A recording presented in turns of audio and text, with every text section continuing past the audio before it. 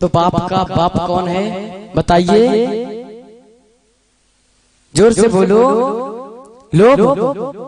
तो पाप का बाप लोभ है। यदि हमारे अंदर तनिक भी पाप है, काम क्रोध मद लोभ मत्सर ये सब हैं, तो समझ लेना हम भगवान को प्राप्त नहीं कर सकते और हम पाप की गठरी अपने सर पर लाद चुके हैं। गोपियों को यही समझा रहे हैं कि आपने पाप को बढ़ावा दिया था और पापी के पास मैं रह नहीं सकता हूँ। एक व्यक्ति है तो उसके पास में एक ही वस्तु रह सकती है, या तो पाप नाश करने वाला। भगवान कहते हैं मैं पापों को नष्ट कर देता हूँ, या तो तुम्हारे पास मैं रह सकता हूँ या तो फिर पाप रह सकते हैं। आपने पाप को बढ़ावा दिया इसलिए मैं आपको छोड़ करके चला गया।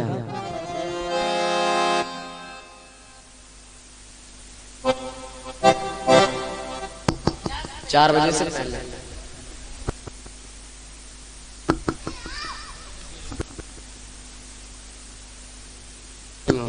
बोलिए राधा रानी सरकार की। तो पाप का बाप क्या है? लोभ।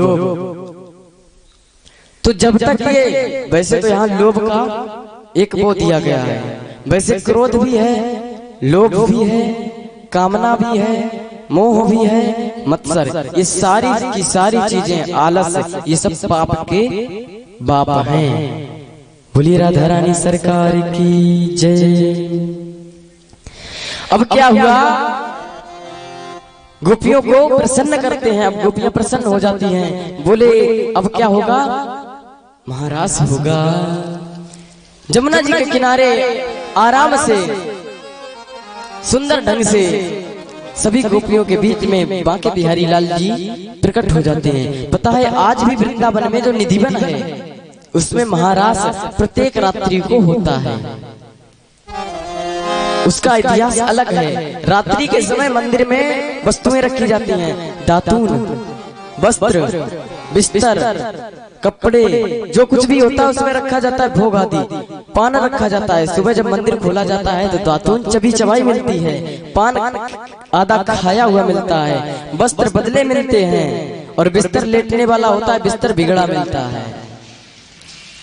और जो वहां पर निधिवन के अंदर जो वृक्ष हैं वो गोपियां हैं और ठाकुर जी उन वृक्षों के रूप में रात्रि के समय उस मंदिर के अंदर कोई रुक नहीं सकता। जो भी रुकने का प्रयास करता है या तो वो गूंगा हो जाता है या पागल हो जाता है। उस वृंदावन में महाराज की तैयारी होती है और राजोत्सवा संप्रवृत्तो गोपी मंडल मंडिता। गोपियों का मंडल उस उत्सव को मनाने के लिए तैयार होते हैं। अब सभी के पास खबर पहुंचती है तो इधर क्या हुआ, शिव जी के पास भी खबर पहुंच गई। अब शिव जी के पास जब खबर पहुंची तो गौरा मैया को पता लगा कि मुझे भी जाना है। पार्वती मैया वहां से चलती हैं। अब शिव जी बोलते हैं कहाँ जा रही हैं? बोले हम तो महाराष्ट्र में जा रही हैं। बोले महाराष्ट्र में ये क्या होता है? बोले महाराष्ट्र वहां पर बांके बिहारी लाल जी सबके साथ में महाराष्ट्र करेंगे। अब शिव जी को भी रस मिलने लगा। बोले मैं भी रास में चलूंगा। बोले गोकुल में मैं भी चलूंगा। शिव जी को समझाया कि नहीं वहां पर स्त्रियों के अलावा कोई नहीं जाता। बोले मैं चलूंगा ही चलूंगा। तो कैसे चलोगे, आप पता लग जाएगा। बोले ऐसे नहीं तो दूसरे ढंग से। बोले दूसरा ढंग कौन सा है? बोले दूसरा ढंग ये है, स्त्रियां तो जा सकती है ना वहां पर। बोले हाँ स्त्रियां जा सकती हैं, तो मैं स्त्री बन जाऊं तब तो मैं जा सकता हूँ। बोले दिमाग तो बहुत ज्यादा है आपके पास, आप तो चल सकते हैं। अब क्या हुआ, शिव जी ने गोपी का रूप धारण कर लिया और गोकुल में चल देते हैं। और जब रास होने लगता, इधर जो ब्रजमंडल में पहले से गोपियां हैं वो पता है आज कई दिन से ब्रजमंडल में ठाकुर जी के साथ रहने के लिए, इस आनंद को उठाने के लिए कात्यायनी माता की पूजा करती थी। अच्छा आप लोगों को मैंने ये कात्यायनी माता की कथा सुनाई है, किसी को याद है? है सुना तुम? अरे बताया तो था, वही चीर हरण की कहानी, चीर हरण की कथा बताई थी। जब जमुना जी में स्नान करने जाती है तो ठाकुर जी उनके वस्त्र लेकर के चले जाते, क्योंकि जब वो कात्यायनी माता की पूजा करने जाती हैं तो उस समय जमुना जी में स्नान करके जाती हैं। और जब जमुना जी में स्नान करती हैं तो उस समय नग्नावस्था में स्नान करती हैं। और जब नग्नावस्था में स्नान करते हैं तो जल के देवता वरुण जी को अच्छा नहीं लगता और ठाकुर जी के पास आकर के शिकायत करते हैं। और जब शिकायत करते हैं तो ठाकुर जी उनको बहुत समझाते हैं, लेकिन समझती नहीं। एक बार क्या हुआ, ठाकुर जी स्वयं जमुना जी के किनारे पहुंच जाते हैं और पहुंच करके उनके वस्त्र चुरा लेते हैं। और जब वस्त्र चुरा लेते हैं तो फिर उनको समझाते हैं तो वो उस दिन समझ जाती है। अब उस समय से आज तक ठाकुर जी की प्राप्ति के लिए कात्यायनी माता की सेवा करते कि मुझे ठाकुर की प्राप्ति करा दो। और आज ये गोपियां ठाकुर जी को प्राप्त कर लेते हैं। और ठाकुर जी को प्राप्त करके गोकुल में आज महारास होता है। और महारास होते समय सभी लोग आते हैं। रास रचो है, रास रचो है, जमुना किनारे महारास रचो है। रास रचो है, रास रचो है, जमुना किनारे महारास रचो है। रास रचो है, महारास रचो है, रास रचो है, महारास रचो है, जमुना किनारे महारास रचो है। रास रचो है, रास रचो है, जमुना किनारे महारास रचो है।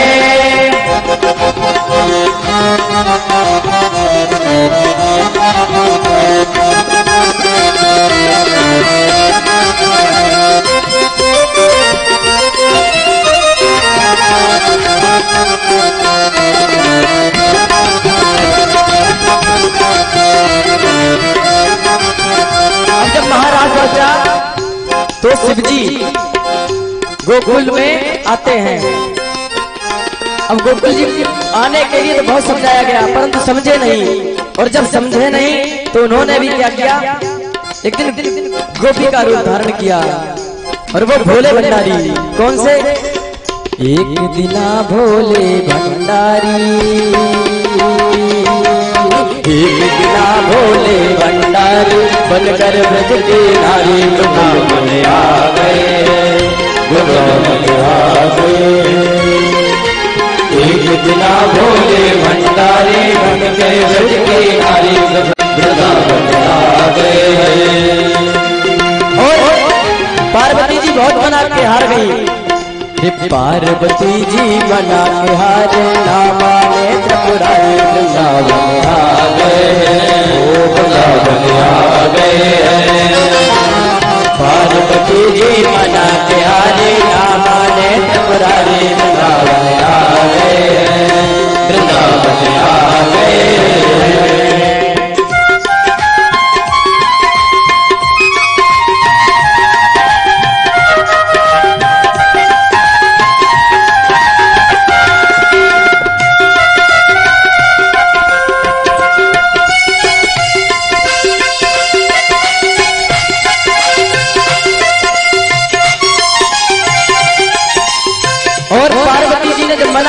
माने नहीं। पार्वती जी से बोलते हैं, जब ठाकुर जी अपनी राधा रानी के साथ में नाच रच सकते हैं, महारास मना सकते हैं, तो मैं क्यों नहीं मना सकता?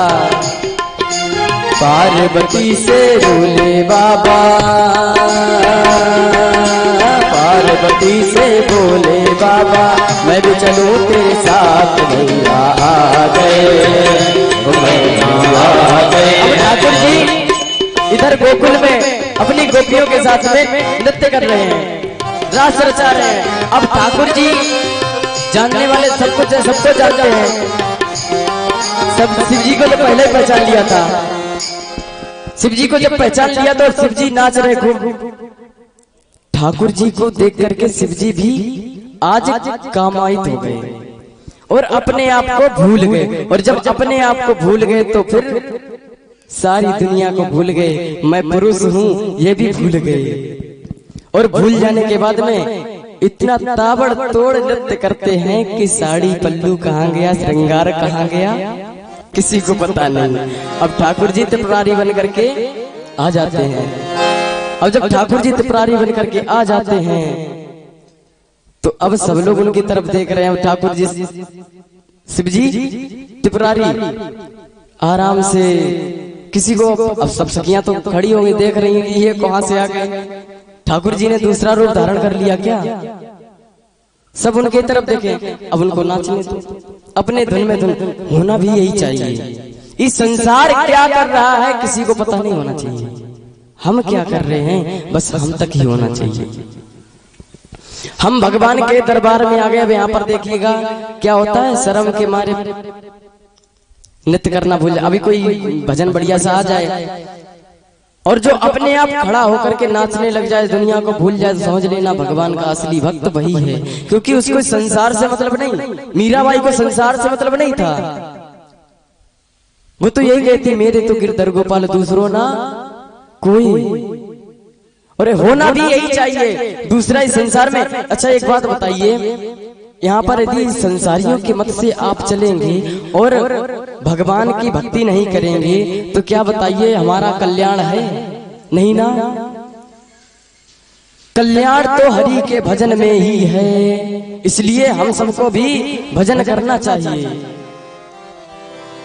और ऐसा भजन करना चाहिए कि संसार में क्या हो रहा है किसी को पता नहीं चलना। पता वृंदावन में पुरुष भी गोपी का रूप धारण करके भगवान की भक्ति करते हैं, और क्या चाहिए, रहन सहन चाल ढाल सब स्त्रियों जैसे साड़ियां पहन करके रहते हैं और भगवान को जब भजन करते। एक मेरे विद्यालय में एक बालक था, अभी भी पढ़ रहा होगा, तो उसका रोज का नियम था कि जब भी क्लास खत्म होती, क्लास के बाद में आकर के भोजन से पहले भगवान की एक तस्वीर रखता है और तस्वीर रख करके वो उसके सामने भजन गाता, और जब तक वो रोने नहीं लगता तब तक के लिए भजन करता। बालक ज्यादा बड़ा नहीं है, वही है जो कि उसकी 15 से 16 वर्ष, और उस आयु में बालक क्या करते हैं आजकल के, खेल कूद आदि मौज मस्ती में लगाते हैं, और वो बालक भगवान की भक्ति में इतना लीन हो जाता कि भजन गाते गाते गाते गाते रोने लगता, और ऐसा रोने लगता कि पता नहीं बहुत भयंकर तरीके से, उसे भक्ति कहते हैं। और जो फालतू के लोग देखते थे वो यही कहते थे वो कैसे ढोंग फैला रहा है। संसार की सुनोगे तो भगवान के पास नहीं पहुंच पाओगे। दुर्योधन धृतराष्ट्र के यहाँ पर रहता था तो धृतराष्ट्र को भगवान की प्राप्ति हुई क्या? नहीं हुई, क्योंकि दुर्योधन क्या है, दोष। देखिए कथा का मतलब ये नहीं कि कहानी सुन लो, कथा का मतलब भगवान को जान लो। कहानी तो सब आकर के सुनाई जाएगी, कहानी देखिए कथा में एक ही लिखी है पूरी, जो दूसरों लोगों की कथा में लिखा वही हमारी किताब में लिखा होगा। पर यदि आप लोगों को समझा नहीं पाए हम तो समझ लेना कि ये कथा का आयोजन उत्सव किसी काम का नहीं, और आप लोग समझ नहीं पाए तो यहाँ आने का कोई फायदा नहीं है, बात या नहीं? तो आज बताइए महाराष्ट्र में कौन कौन नाचेगा? हाथ उठाओ, है कोई?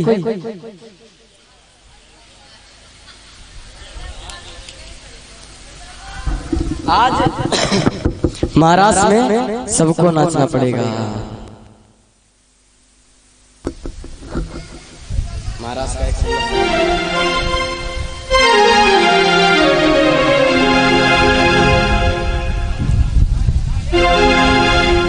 अब देखिए, जब भोले भंडारी, आपको पता है कामदेव ने जब इन पर आक्रमण किया कामना ने, तो कामना भस्म हो गई थी, और जो कामना को मारने वाले त्रिपुरारी हैं, भंडारी हैं, वो आज महाराष्ट्र में आए और नाच रहे हैं। तो आप समझ जाइए आप लोग कहां से आ सकते हैं, किस खेत की मूलियां, समझ जाइएगा।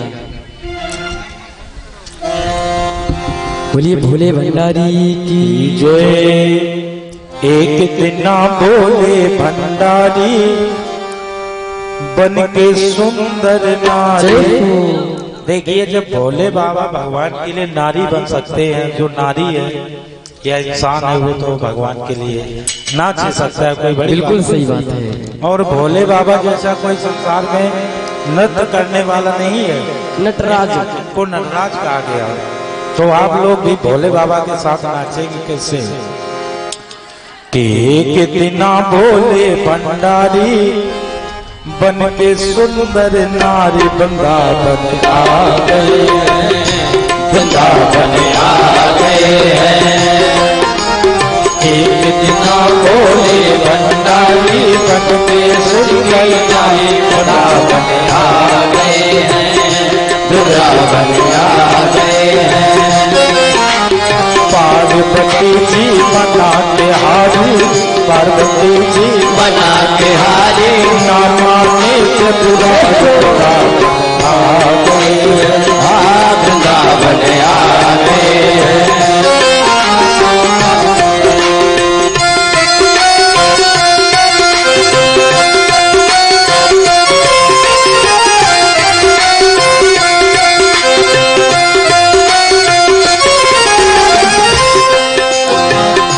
पार्वती से बोले मैं भी चलूंगा तेरे संग में, तेरे संग में। भोले बाबा कह रहे पार्वती से, पार्वती से बोले मैं भी चलूंगा तेरे संग में, तेरे संग में। राधा संग ना श्याम नाचे,